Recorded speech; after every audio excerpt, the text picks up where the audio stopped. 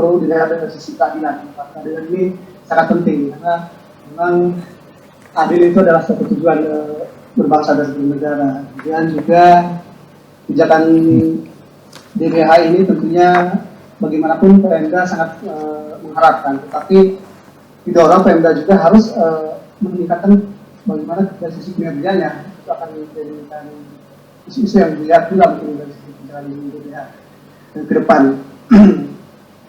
Baik, Bapak Ibu sekalian, kami tidak merinci secara detail, tapi yang jelas di bahan masukan buat kita semua tentunya sangat penting. Kemudian untuk pemaparan yang ketiga, tentunya ini dari Provinsi Kalimantan Timur, ini yang merupakan provinsi yang mendapatkan DBH tertinggi kedua setelah DKI. Bagaimana tanggapan mungkin dari Kalimantan Timur, apakah ada hal-hal yang bisa di-share kepada kami terkait dengan dana DBH ini? Apakah DBH ini bisa meningkatkan ataupun bisa mengurangi dari sisi kemiskinan, kesenjangan dan lain sebagainya? Tentunya kami sangat mengharapkan gambaran-gambaran yang ada pada saat ini, Pak. Kami persilakan untuk waktunya mungkin kurang lebih 20 menit. Silakan, Pak. Makasih. Assalamualaikum warahmatullahi wabarakatuh. Waalaikumsalam. Selamat sore Bapak Ibu sekalian. Salam kenal, kami baru 2 minggu di Bapeda. Sebelumnya kami di beberapa dinas dan dari Kutai Kartanegara. Sekarang di Bapeda Provinsi Kalimantan Timur. Salam kenal untuk kawan-kawan semua.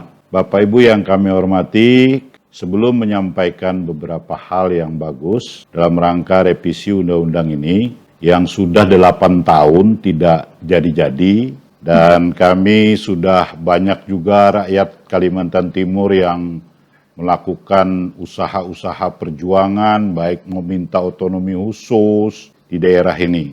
Jadi warga masyarakat Kalimantan Timur sendiri sebenarnya kalau Bapak berbicara tentang keadilan tadi dalam pembagian saja, tetapi masih banyak keadilan yang diperlukan sebenarnya. Kebijakan-kebijakan yang masih belum dikatakan oleh Bu Sabrina tadi tidak transparan itu bukan hanya itu saja sebenarnya. Tapi banyak catatan. Sekitar seminggu yang lalu kami mengadakan Kaltim Berdaulat Talk Series. Hadir dari Bappenas Pak Sumedi yang hadir pada saat itu. Ada beberapa catatan penting yang mungkin perlu menjadi masukan buat kawan-kawan di Jakarta. Kami menghitung beberapa potensi penerimaan negara bukan pajak yang dipungut pemerintah pusat hanya melalui kebijakan menteri, tetapi tidak dibagi kepada pemerintah daerah. Misalnya IPKH dan pelanggaran kawasan hutan, kami perkirakan potensi bagi kami itu ada 2 triliun. Kemudian pungutan dana CPO PON ya oleh Kementerian Keuangan yang dikelola Badan Pengelola Dana Perkebunan Hasil Tambang,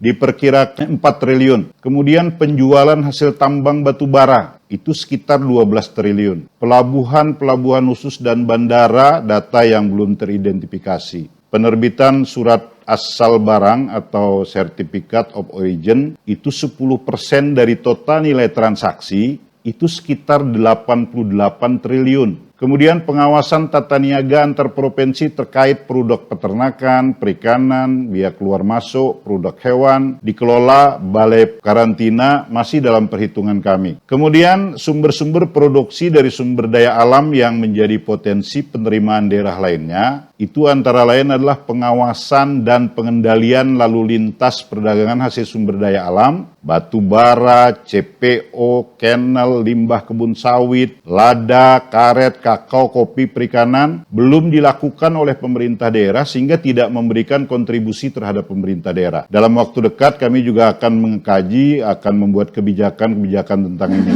Kemudian potensi industri limbah sawit, bungkil sawit, tandan buah kosong, cangkang sawit, dan sebagainya. Dari minyak, gas, dan batu bara yang merupakan aset daerah kami, yang dikelola BUMN tidak memberikan kontribusi saham kepada pemerintah daerah. Kemudian pengukuran jumlah dan kualitas barang keluar dan barang masuk hasil produksi yang diperdagangkan, itu laporannya sepihak. Misalnya dari Skopindo, dari Surveyor, itu hanya 2 itu yang kami ketahui. Yang lainnya 8 itu tidak ada sama sekali laporan kepada kami. Kemudian yang kelima, melakukan penindakan dengan cara denda terhadap pelanggaran aktivitas produksi di kawasan kehutanan, pertanian, perikanan, pertambangan, industri, dan pariwisata sebagai upaya melihara SDA secara berkelanjutan. Sertifikasi dan pengawasan terhadap peredaran benih tanaman dan ternak, pengendalian sistem jaminan mutu, keamanan hasil produk pertanian, pengoptimalan jasa pelabuhan pendaratan ikan, pemanfaatan pengelolaan wilayah konservasi, kemudian peninjauan kembali penetapan retribusi terhadap kawasan produksi, memperkuat peran bisnis Prusda yang saat ini belum optimal. Itu beberapa hal baik internal kami maupun yang berasal dari DBH. Kajian itu sedang berlangsung sekarang ini yang terus kami lakukan. Jadi kebijakan-kebijakan yang diperlukan untuk DBH ini itu masih banyak lagi yang belum. Hanya membagi, kalau saya perhatikan sejak zaman saya masih di Kutai Kartanegara itu, kita di Jakarta itu hanya duduk menghitung dolarnya saja. Padahal kalau misalnya kita tahu berapa jumlah dan sebagainya, yang kami punya diberitahu dari hasil pihak ketiga yang menghitung, itu tentu akan lebih baik. Baik Bapak Ibu sekalian, kita kembali saja ke depan Pak. Kalau kita perhatikan kontribusi sumber daya alam Kalimantan Timur, kalau kita lihat di Kalimantan saja, itu 50,50% itu berasal dari Kalimantan Timur. Tentu sudah diketahui. Kemudian di atas 500 sampai 600 triliun kontribusi kita. Yang kembali ke daerah itu 14 sampai 23 triliun, itu pun dibagikan lagi ke daerah kabupaten kota. Saya pada saat tahun 2003 sebagai akademisi saya melakukan penelitian dengan alat ukur balance scorecard. Pada saat itu kami jadikan sebagai dasar, bukan analisis bahwa desentralisasi fiskal secara keseluruhan terhadap pajak itu memang tidak ada signifikansi ke sana. Pengaruh terhadap kemiskinan dan sebagainya juga tidak bisa kita ukur pada saat itu. Kontribusi PAD terhadap APBD itu di bawah 1%. Ada yang 0,6%. Saya meneliti di seluruh provinsi di Kalimantan pada saat itu. Dan hasil penelitian saya itu juga saya jadikan disertasi pada saat itu, diuji di depan Universitas Brawijaya. Dan alhamdulillah tidak ada yang membantah itu semua. Jadi kalau saya perhatikan memang kontribusi dana bagi hasil ini, memang dia pada saat tahun 2003-2004 saat itu ketika melakukan perubahan undang-undang ini menjadi Undang-Undang 33, itu memang kalau kita perhatikan pada proses bisnis internal yang paling tinggi. Yang kedua adalah land and grow-nya yang paling tinggi. Ini kalau kita perhatikan, kalau diserahkan DBH ke daerah lalu kita mendapatkan pajak sekian, tidak bisa seperti itu. Demikian juga kepada kemiskinan, itu juga terlalu memandang dari sudut pusat kepada daerah. Padahal dana-dana DBH itu adalah diserahkan kepada daerah. Di daerah kami sekarang ini visinya adalah berani untuk Kalimantan Timur berdaulat. Berdani untuk Kalimantan Timur berdaulat ini bisa memahami apa yang ada di bingkai negara kesatuan Republik Indonesia ini memang untuk kepentingan. Gubernur kami juga mengatakan harus adil. 54% uang diserahkan di daerah Pulau Jawa, yang lainnya dibagi-bagi di tempat yang lain. Itu juga tidak adil. Meskipun kami sudah tinggi, tetapi pembagian itu masih belum adil. Kami masih menuntut, masih seperti itu. Itu yang kita lihat. Oleh karena itu, kontribusi daerah ini itu tidak bisa lagi kita membagi-bagi kue pembangunan nasional itu didasarkan kepada hanya jumlah penduduk. Luas wilayah menjadi perhatian. Kemudian kerusakan lingkungan akibat eksploitasi itu juga harus diperhatikan. Sarana infrastruktur, bagaimana kami bisa meningkatkan rakyat kami yang miskin kalau jalan kami itu putus, sebentar putus, tidak bisa bagus seperti jalan di Pulau Jawa. Dari Surabaya ke Jakarta sudah kelihatan jalannya bagus. Nah, yang seperti ini mungkin perlu menjadi pertimbangan juga. Saya yakin walaupun sudah di tahap akhir di DPR itu sulit juga untuk menyelesaikan. Walaupun nanti disetujui dengan situasi yang dia utarakan tadi, kami akan tetap juga melakukan judicial review nanti. Karena apa? Karena belum adil. Kalau dilihat kami hanya 12 orang di DPR RI, ditambah Kalimantan, ditambah Indonesia Timur, kami tidak bisa mengalahkan untuk banyaknya orang di parlemen itu. Satu-satunya jalan seperti itu saja memang. Kalau untuk keadilan ini, tadi malam kami juga soal kepada gubernur apa yang harus kami sampaikan, kami juga menyampaikan yang seperti ini. Coba kita perhatikan struktur pendapatan Kalimantan Timur sekarang ini dari pendapatan asli daerah kami itu melebihi dana perimbangan. Kami menggunakan sudah 6,5 triliun, sementara dana perimbangan itu 5,176, DBH-nya 3,2. Sekarang diambil lagi 50% dari itu untuk kepentingan COVID ini. Banyak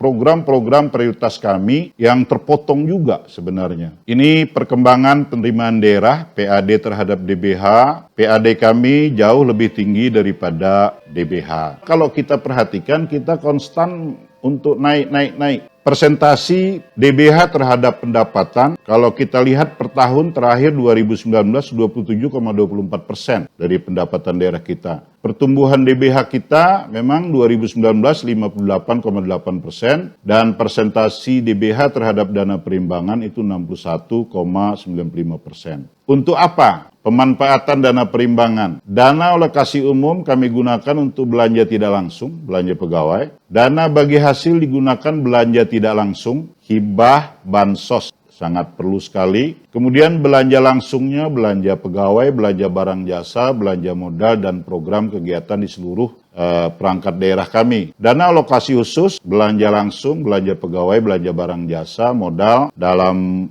program kegiatan prioritas dan program nasional. Kemudian kami juga memberikan bagi hasil kepada kabupaten kota sesuai porsinya dan bantuan keuangan yang diberikan kepada kabupaten kota yang tidak bisa dibiayai secara sendiri.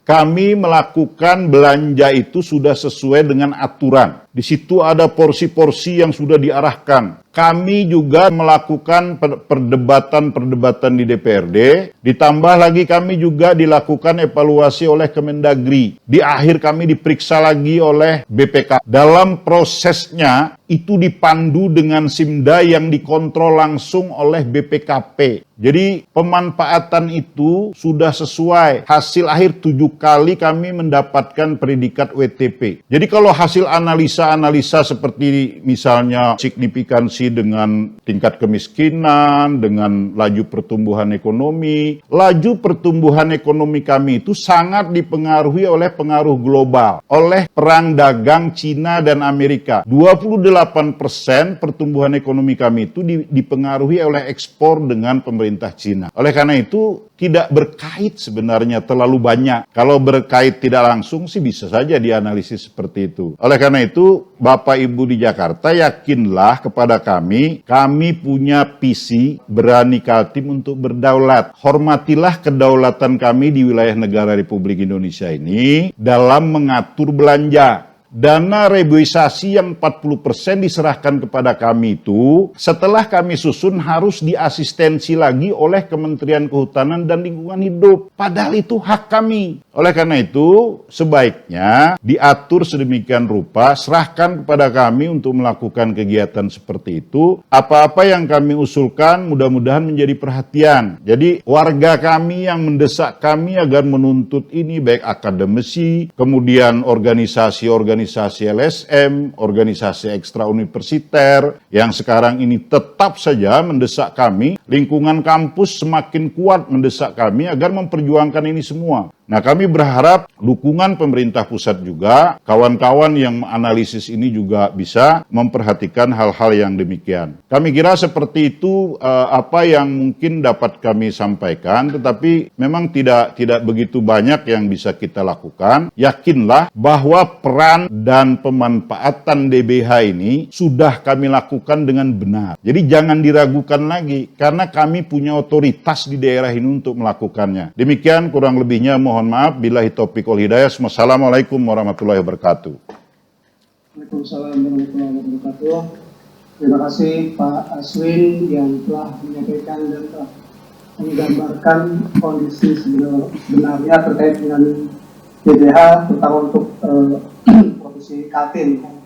Kami sengaja mengundang Provinsi Kaltim karena memang di Kaltim ini ada daerah yang sangat besar seperti PAD-nya, BDH dan sebagainya. Tentunya kami mendapatkan pengalaman dalam rangka untuk merevisi terkait dengan Undang-Undang 33 tentang pengembangan ekonomi pusat dan daerah. Salah satunya adalah terkait dengan dana transkursus.